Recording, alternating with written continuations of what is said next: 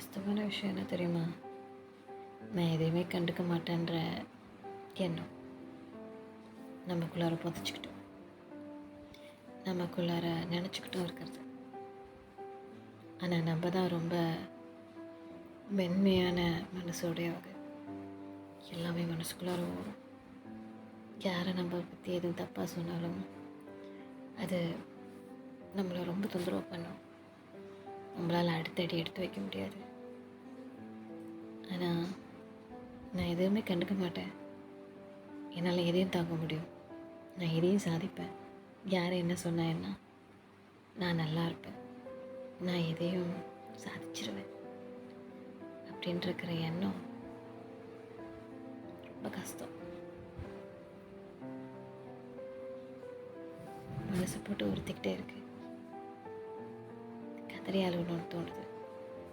ஆனால் அழக்கூடாது இல்லை. நம்ம தான் ரொம்ப வீரமானவங்களாச்சே, எதையும் சந்திக்கக்கூடியவங்களாச்சே. உள்ளுக்குள்ளார ஒரு போர் நடந்துக்கிட்டே இருக்கு. கத்தி அழுகிறதா இல்லை வீரமாக நிற்கிறதான்னு தெரில. உள்ளுக்குள்ளார ஒரு குழந்தை கதறி கத்திக்கிட்டு இருக்கு. வேலையில் என்னமோ சிங்கம் புலி மாதிரி முகத்தை வச்சுக்கிட்டு கஷ்டப்பட்டு நகர்ந்து ஓடிக்கிட்டு இருக்கு வாழ்க்கை.